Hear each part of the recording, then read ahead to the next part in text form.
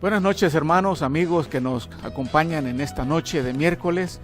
Es un placer volvernos a juntar para compartir la palabra del Señor.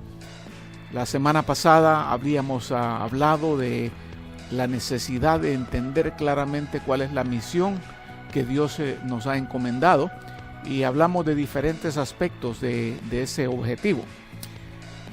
Pero cuando le preguntas a algún cristiano de cualquier iglesia que si sabe quiénes son sus misioneros, la mayoría de personas no lo saben.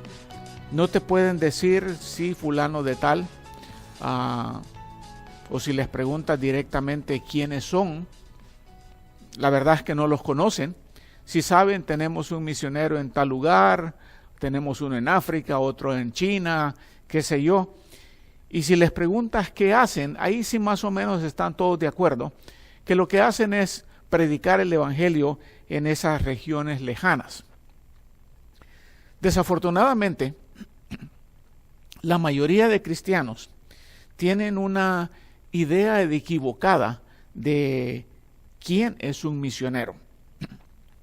La idea que muchas veces tenemos en Latinoamérica es de alguien que ha llegado para predicar el evangelio a otra cultura. Nos lo visualizamos con piel blanca, ojos verdes o azules, no habla el idioma fluidamente, ya sea el español o cualquier otro idioma, sino que lo habla así como Tarzán hablaba el español. Pero ¿es esa la idea correcta de un misionero? Y la respuesta es no. Sí es una idea, pero es equivocada, porque con solo ver la palabra misionero, entendemos que es alguien a quien se le ha encargado una misión, sea esta militar, sea espiritual, de cualquier tipo. Alguien que se le encarga una misión es un misionero. Bueno, concluimos la semana pasada que Dios nos ha dado a nosotros los creyentes una misión. Por lo tanto, cada uno de nosotros es un misionero. ¿Cuál es la misión que nos ha encomendado? Bueno, la Biblia nos presenta esa misión de tres diferentes formas. Por ejemplo, si vemos en Marcos capítulo 16, verso 16, dice, vayan y prediquen el evangelio a toda criatura. Pero si lo vemos desde el punto de vista de Mateo 28, 18 al 20, ahí dice que la misión es hacer discípulos de todas las naciones y nos dice cómo, bautizándolos, evangelizándolos, bautizándolos y enseñándolos. Pero también en el libro de Hechos encontramos otra manera en que la misión es presentada, y eso es donde dice que debemos de dar testimonio de Jesús a este mundo, o sea, me seréis testigos en Jerusalén, Judea, Samaria y hasta lo último de la tierra. Resumiendo ese verso, somos testigos de Jesucristo a este mundo. Entender la misión es muy importante, pero también tenemos que reconocer que hay varios elementos que son necesarios para cumplir esa misión. Sin estos elementos fracasaremos. El primero de ellos es muy importante y ese es el elemento de la motivación. La motivación. Cuando hablamos de motivación, estamos hablando de aquello que nos impulsa a hacer algo. En este caso, si estamos hablando de cumplir la misión, tenemos que tener una motivación. Y aquí es donde yace el gran problema de la iglesia. Su motivación ha dejado de ser el amor por Jesucristo. Podemos hacerlo por otras razones, porque la iglesia lo exige, porque queremos ganar popularidad, pero sin el amor de Cristo vamos a fracasar. La Biblia dice que es el amor de Cristo el que nos impulsa, y a Dios le place que nosotros hagamos esa misión. Cuando Pablo se dirige a los Corintios, dice, porque si estamos locos es para Dios, y si estamos cuerdos es para vosotros. Y la clave viene en esta porción del verso donde dice, porque el amor de Cristo nos controla, nos constriñe, nos motiva, habiendo concluido esto, que uno murió por todos, por lo tanto todos murieron. Y Él murió por todos para que ya no vivamos para nosotros mismos, sino para aquel que murió y resucitó por nosotros. En ese verso está bien definida cuál es la motivación correcta para llevar a cabo esa misión. El amor a Cristo o el amor de Cristo. Y cuando dije que ahí está el problema, es de que muchas veces en la iglesia hacemos las cosas por la motivación equivocada. Por ejemplo, cuando el Señor escribe a la iglesia de Éfeso en el libro de Apocalipsis, le dice, yo sé que tienes buena doctrina, yo sé que has servido con fidelidad, yo sé que has hecho esto, pero una cosa tengo contra ti, dice el Señor, has olvidado tu primer amor, has dejado de hacer las cosas por amor a Cristo y ahora las haces por rutina, por costumbre, por obligación. Y cuando digo que aquí es donde la iglesia ha fallado, es de que la iglesia se ha vuelto una iglesia conformista, rutinaria, pero que ya no hace las cosas por ese amor consumidor por Jesucristo. Podemos lograr que lo hagan haciéndolos sentir culpables. Podemos lograrlo por medio de poner un poco de presión. Podemos lograrlo por medio de activismo. Pero activismo tampoco es la motivación correcta para cumplir la misión. La motivación es cuánto amamos al Señor. La iglesia ha perdido el brillo por el amor del Señor. Y a veces he escuchado personas que dicen, sí, pero es que el pastor no nos motiva a hacer la misión. La motivación no debe de venir del pastor. La motivación viene de tu propio corazón si es que estás enamorado de Jesucristo. Por amor al Señor voy a tratar de hacer lo que a Él le place. Y al Señor le agrada en gran manera que llevemos su evangelio, su palabra, sus buenas noticias de ese amor a aquellas personas que no le conocen. Por eso nos dejó esta tarea. Cuando lo hacemos, no estamos complaciendo a la iglesia. Cuando lo hacemos, no estamos complaciendo al pastor ni a nuestro cónyuge. Estamos complaciendo a aquel que envió lo más preciado que tenía, Cristo Jesús, a morir en la cruz del Calvario para salvarnos a nosotros y de esa manera los salvos poder llevar el mensaje como está estipulado en estos 3 versos que vimos anteriormente. Esa debe ser la motivación correcta para llevar el evangelio. Entonces, yo creo que aquí valdría la pena preguntarse, ¿por qué no estoy llevando el mensaje a otras criaturas? ¿Será que he perdido amor a Jesucristo? Y no solo amor a Jesucristo, amor a las almas perdidas. Porque a veces ese es el problema. Nos volvemos egoístas. Ya no nos importa quién se pierde y quién no. Al cabo que nosotros ya somos salvos. Pero el amor de Cristo nos impulsa, nos empuja a llevar ese mensaje a aquellos que no le conocen. Si tienes la motivación correcta, los otros elementos solamente te van a ayudar a hacerlo de manera más agradable, más fácil y más efectiva. Pero este es el principal, el amor a Cristo. El otro elemento es el elemento de la instrucción. Y si tú te fijas, la palabra misión tiene 6 letras. Y cada una de esas letras nos enseña un elemento. M, motivación. La siguiente I nos habla de instrucción. Y dice el Evangelio de Marcos en el capítulo 6 y verso 7.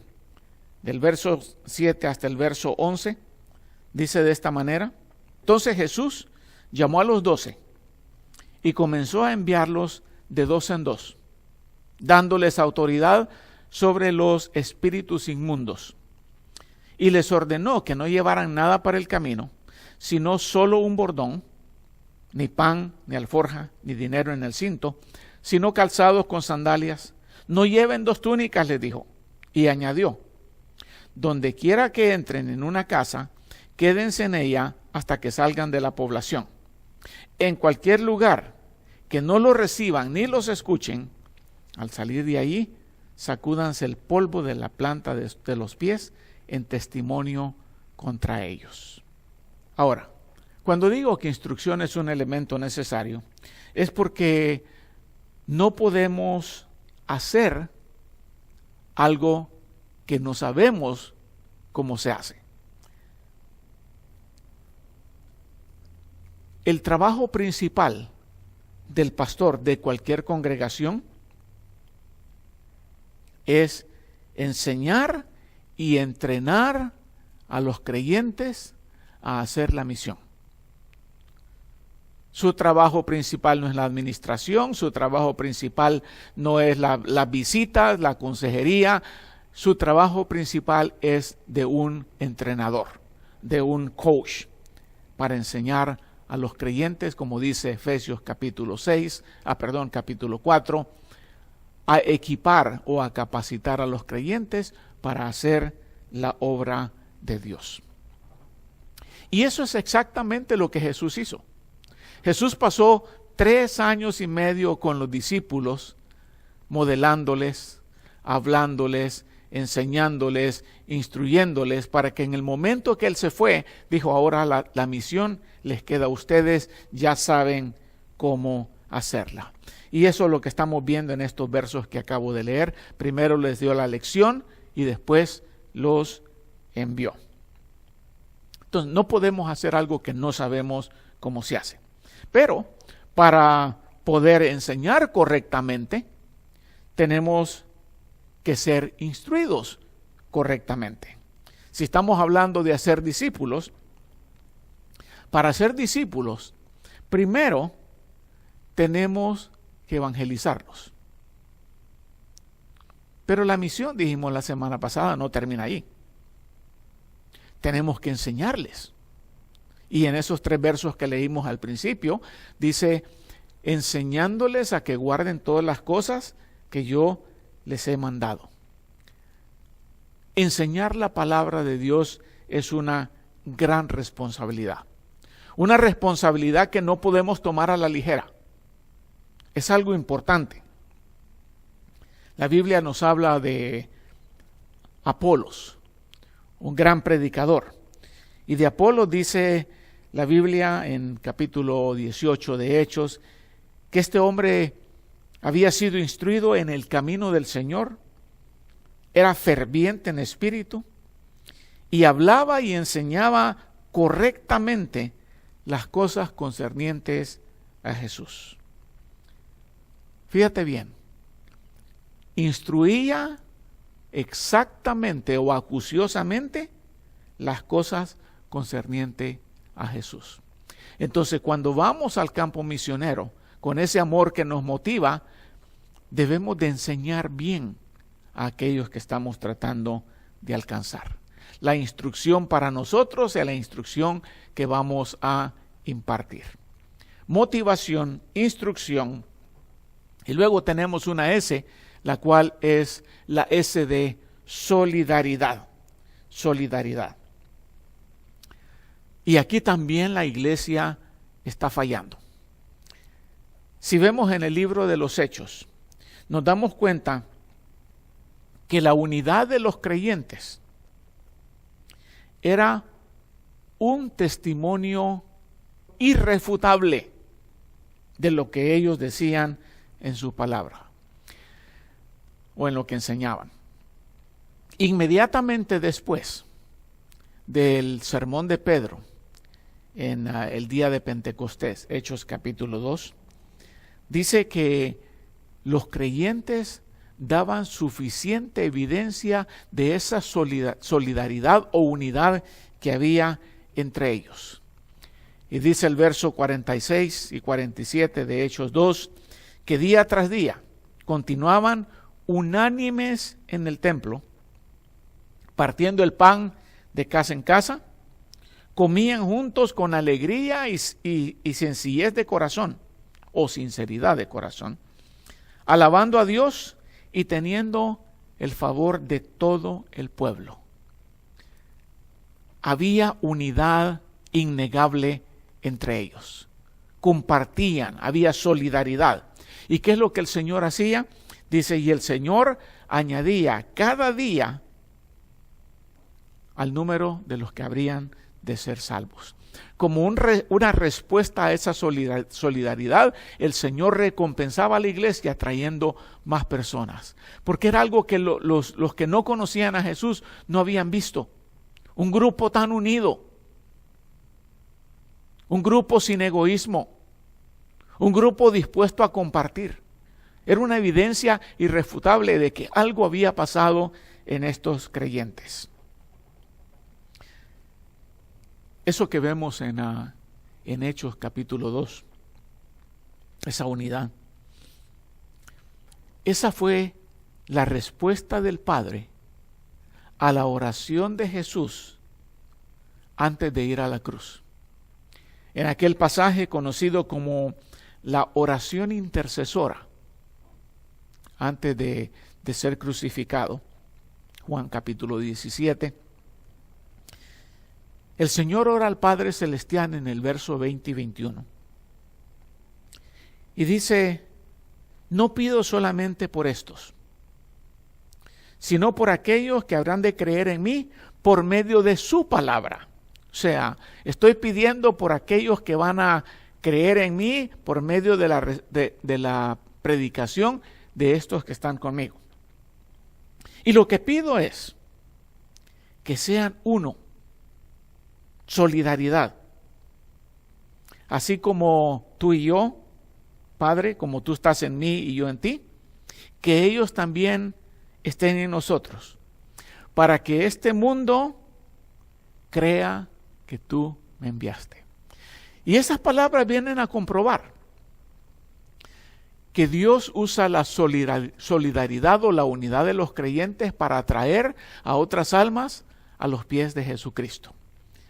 El Padre respondió en Hechos capítulo 2. Ahí estamos viendo la respuesta a esa oración.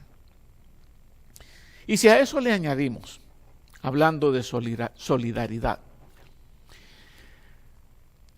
que trabajar juntos rinde mejores resultados. Recuerdo haber leído una anécdota o una ilustración, podríamos llamarle, de un experimento que se hizo. A un caballo se le puso carga para ver cuánto el caballo lograba alar. Y le pusieron, creo que 2.500 libras. Entonces la lógica decía que si ponían 2 caballos juntos, esos 2 caballos juntos podrían alar 5.000 libras, o sea, el doble. Pero cuando hicieron de nuevo el experimento y pusieron a los 2 caballos juntos, se dieron cuenta que no lograban a alar 5.000 libras, sino que 7.500 libras. Ese es un ejemplo de cómo el esfuerzo conjunto rinde mejores resultados que el esfuerzo individual. Y cuando hablamos de predicar el Evangelio, Dios va a darnos más resultados entre más personas estemos predicando la palabra. Hay una frase que dice que una sola golondrina no hace verano. Y tristemente muchas veces eso es lo que la iglesia está permitiendo. Quiere resultados solamente por medio del esfuerzo del pastor. Que sea él el que predique el evangelio, que sea él el que alcance a las almas, y no se puede lograr mucho. Pero si 10 creyentes se unen o 20 creyentes se unen para llevar el mensaje de salvación, los resultados van a ser mucho mejor, como en el ejemplo de los caballos. Motivación, instrucción, solidaridad, y luego encontramos otra I. Esa otra I es el otro elemento para llevar a cabo bien la misión, y este es el elemento de intercesión. Intercesión, oración. Una de las razones por las cuales debemos de orar para cumplir la misión es de que nunca hay suficientes obreros para llevar a cabo esa tarea. Por eso es que Jesús le dijo a los discípulos: ustedes dicen que faltan tantos meses para levantar la cosecha, pero yo les digo, levanten su cabeza, vean, los campos ya están blancos para ser recogidos.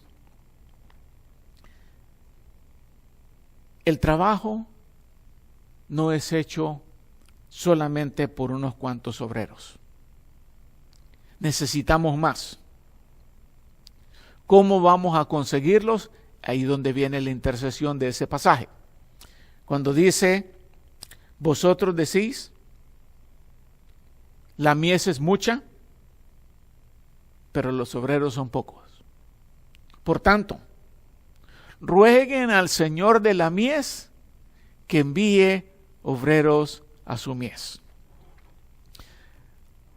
La iglesia debe interceder, debe orar, debe pedir por más obreros, especialmente en esta área de cumplir la misión. Porque muchas veces tenemos gente que está dispuesta a hacer otro tipo de trabajo en la iglesia: limpiar, cuidar, cocinar, cantar, servir. Pero aquí estamos hablando de obreros dispuestos a levantar cosecha. Evangelistas, necesitamos orar, interceder por más obreros. Que el Señor de la mies envíe los obreros a su mies. Necesitamos orar, interceder, para que se abran puertas para la predicación del evangelio. Esa era una de las peticiones del más grande evangelista de todos los tiempos, el apóstol Pablo. Cuando él escribe a la carta a los Efesios, le suplica encarecidamente: oren por mí. Oren por mí para que Dios me dé palabra cuando yo abro mi boca, para que dé a conocer con denuedo el misterio del evangelio. Oración para que cuando hablemos, el Señor nos dé palabra. Y a los tesalonicenses les dice finalmente: hermanos, oren por nosotros para que la palabra del Señor se pueda regar rápidamente y ser glorificado, así como sucedió con vosotros. Esas dos peticiones deben de ser parte de la iglesia. Señor, envíe obreros. Señor, ponnos palabra. Y tercero, Señor, abre puertas para la predicación del evangelio. ¿Y cómo no vamos a orar? ¿Cómo no vamos a interceder si queremos cumplir la misión? Si reconocemos que nosotros no podemos convencer a nadie. Nosotros no podemos cambiar vidas. Nosotros no podemos convencer de pecado a nadie. Esa obra solamente la hace el Espíritu Santo de Dios. Pero hay una que sí nosotros podemos hacer: llevar el mensaje y orar. Señor, usa este mensaje, estas palabras que estoy compartiendo, para que tu Espíritu Santo convenza a esta persona a la cual estoy hablando, se arrepienta y se entregue a ti. Eso es algo importante de recordar. Porque no es suficiente tener una presentación elocuente y clara del Evangelio. Pablo predicó un gran mensaje en Grecia y no hubo muchas conversiones, porque fue hecho con palabras de sabiduría humana. Pero luego predica un mensaje bien sencillo y muchos se convierten. Entonces debemos de orar por obreros, por palabra de nuestros labios y por convicción del Espíritu Santo. Motivación, instrucción, solidaridad, intercesión y obediencia. La O de obediencia. Cuando el apóstol Pablo todavía era Saulo, después de que fue derribado de su caballo en el camino a Damasco, después de ese encuentro con Dios, el hombre quedó ciego y se le instruyó ir a tal lugar ahí en Damasco. Y luego el Señor llama a un hombre llamado Ananías, del cual ya sabía de que Saulo era un perseguidor de la iglesia, y le instruye: ve a la calle tal, ahí vas a encontrar con un tal Saulo, ve y pon las manos sobre él. Ananías obviamente tuvo temor porque sabía que este era un perseguidor, pero Ananías fue obediente y fue al lugar, y Dios lo usó para devolverle la vista a este hombre que ahora habría de convertirse en Pablo y que habría de convertirse en el más grande evangelista de toda la historia. Vemos cómo Dios recompensa la obediencia. Y si a eso le añadimos o ponemos a un lado la instrucción dada a los discípulos en Mateo 28, la comisión de vayan, o mientras van, hagan discípulos y enséñenles a obedecer. Obedézcanme ustedes primero yendo, predicando, bautizando y enseñando, y enseñen a obedecer. Ahora, cuando hablamos de obediencia, hay una cosa que es muy necesaria y que se ha perdido en la iglesia en nuestro tiempo. Eso es lo que llamamos iniciativa. Iniciativa. Y toqué un poquito al respecto en la semana pasada. Pero cuando hablo de iniciativa, estoy tratando de comunicar que no es necesario esperar que el pastor nos empuje o nos regañe o nos motive para ir a hacer la obra misionera, sino que nosotros tengamos la iniciativa de hacerlo. Deberíamos de imitar a Isaías. Cuando Isaías recibió esa visión y el Señor pregunté, pero ¿quién irá por nosotros? Isaías voluntariamente dijo: heme aquí, envíame a mí. Eso se llama iniciativa. Yo voy. No voy a esperar que otros lo hagan. Yo voy a hacerlo. Los discípulos comenzaron haciendo la obra evangelística dedicadamente, pero se fueron enfriando. La instrucción era bien clara: ser testigos del Señor en Jerusalén, Judea, Samaria y hasta los confines de la tierra. Comenzaron en Jerusalén y la cosa iba muy bien, pero se fueron acomodando, fueron perdiendo el interés en las otras regiones que el Señor había mandado, hasta el punto en que Dios ve necesario mandar una persecución. Hechos capítulo 8. Pero en esa persecución, Dios obligó a aquellos que estaban cómodos a tener que salir de Jerusalén y dirigirse a los alrededores de Judea, a Samaria y hasta otras regiones. Y dice la Escritura que esos que habían sido esparcidos iban predicando el evangelio por donde quiera que iban. Cuando los apóstoles estaban alcanzando solamente a judíos, otros discípulos tomaron la iniciativa de predicarle a los gentiles también. A los griegos se les llama en ese pasaje. Ellos tomaron la comisión sobre sus hombros, la tomaron a pecho, y si ves en el capítulo 11 de Hechos, ya ellos están llevando el evangelio a los griegos. Hablar de obediencia no solamente incluye iniciativa, sino que también incluye santidad. No puede haber santidad sin obediencia. Si hay obediencia, va a haber santidad. Pero ¿qué tiene que ver esto con el cumplimiento de la misión? Muy importante.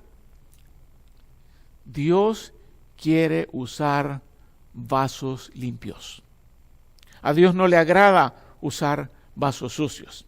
Cuando Pablo le escribe al joven Timoteo, pastor en la iglesia de Éfeso, le dice, 2 Timoteo 2:21, por lo tanto, si alguno se limpia a sí mismo de estas cosas, será vaso de honra, santificado, útil al Señor, preparado para toda buena obra. La santificación es necesaria para que Dios nos use efectivamente tratando de alcanzar a otros. El pecado en la vida del creyente es una de las cosas que el diablo más va a usar para detener a otras personas de rendirse al mensaje del evangelio. El diablo le va a abrir los ojos a esa gente para que vean tu pecado. Para que digan, si eso es ser cristiano, mejor no me hago cristiano. Por lo tanto, podemos tener la iniciativa, pero asegurémonos de estar viviendo vidas santificadas. Motivación, instrucción, solidaridad, intercesión, obediencia y por último, negación. Negación. Dice Marcos capítulo 8, versos 34 al 38. Voy a leértelo. No sé si lo puse en las notas. 8:34. Llamando Jesús a la multitud y a sus discípulos, les dijo: si alguien quiere venir conmigo o en pos de mí, niéguese a sí mismo, tome su cruz y sígame. Porque el que quiera salvar su vida la perderá, pero el que la pierda por causa de mí y del evangelio la salvará. ¿O de qué le sirve a un hombre ganar el mundo entero y perder su alma? ¿O qué dará un hombre a cambio de su alma? Porque cualquiera que se avergüence de mí y de mis palabras en esta generación adúltera y pecadora, el Hijo del Hombre también se avergonzará de él cuando venga en la gloria de su Padre con los santos ángeles. Ahí habla de negarnos a nosotros mismos. Negarnos implica que debemos de estar dispuestos a dejar nuestra comodidad para beneficio de otros. Muchas veces ese es el problema. No nos negamos a nosotros mismos. Jesús dice claramente: ¿Quieres venir en pos de mí? Niégate a ti mismo. Toma tu cruz, o sea, estate dispuesto a sufrir y entonces sígueme. Pero a veces no queremos ni siquiera sufrir la incomodidad para llevar el evangelio. No queremos dejar el sofá, como decimos. No queremos sacrificar un poquito de tiempo para llevar las buenas nuevas. No nos estamos negando realmente. Pero nos hacemos llamar discípulos de Jesús. Jesús dijo, si alguno no se niega a sí mismo, no puede ser mi discípulo. Y yo creo que la falta de la motivación correcta, el amor a Cristo, y la falta de disposición a negarnos es la combinación fatal o mortal para cualquier iglesia.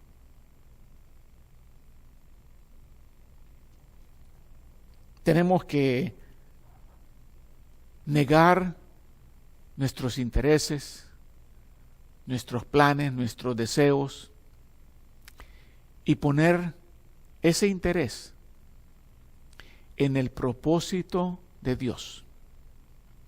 El propósito de Dios debe estar encima de nuestros propósitos.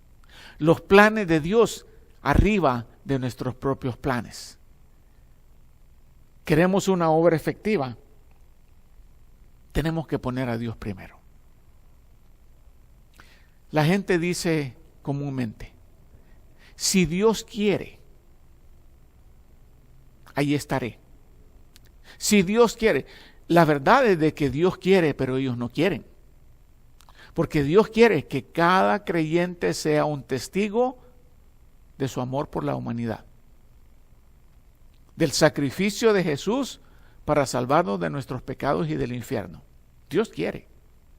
El problema es que ellos no quieren. No quieren abrir sus labios para hablar de ese gran amor. No quieren obedecer a Dios, no quieren vivir en santidad. Y luego nos preguntamos, ¿por qué la iglesia no está creciendo? Todo comienza contigo. No pienses si el otro lo hace o no lo hace. Pregúntate, ¿qué estoy haciendo yo para llevar el mensaje de salvación a otros? ¿Tengo la motivación correcta, el amor a Jesucristo que me impulsa y me construye? ¿Estoy siendo instruido o instruyendo a otros? ¿Vivo en solidaridad con otros creyentes como uno solo, un solo corazón, una sola alma? ¿Soy de los que tienen la iniciativa o soy de los que tienen que ser empujados a hacer algo? Y muy importante, estoy obedeciendo a Dios. Si tú no estás predicando el evangelio, tú estás en desobediencia. Porque esa no es una opción que Dios nos está dando, es un mandato. Vayan y prediquen el evangelio a toda criatura. Vayan y hagan discípulos de todas las naciones. Vayan y sean mis testigos delante de este mundo. No es opcional. Estás obedeciendo ese mandato. Estás viviendo en santidad. Y sí, yo sé que tienes muchas cosas que hacer. Todos tenemos cosas que hacer. Pero si Dios es primero, su obra es primero. Si Dios es el que manda, lo que Él dice va antes que todo. De lo contrario, podemos pasar semanas hablando de cuál es el objetivo de la misión, en qué consiste la misión, cuáles son los elementos, pero no lo vamos a hacer. Sé tú el que haga la diferencia en tu iglesia. Haz una lista de personas que no conocen a Cristo y ve una por una, hablándoles del evangelio. Asegúrate que el cumplimiento de la misión comienza contigo. ¿Vas a hacerlo? Espero que estas palabras hayan llegado a tu corazón y te hayan sacudido de la comodidad en que la iglesia de este tiempo ha caído. La misión tiene que cumplirse. Que el Señor te bendiga, te guarde y que pases buenas noches.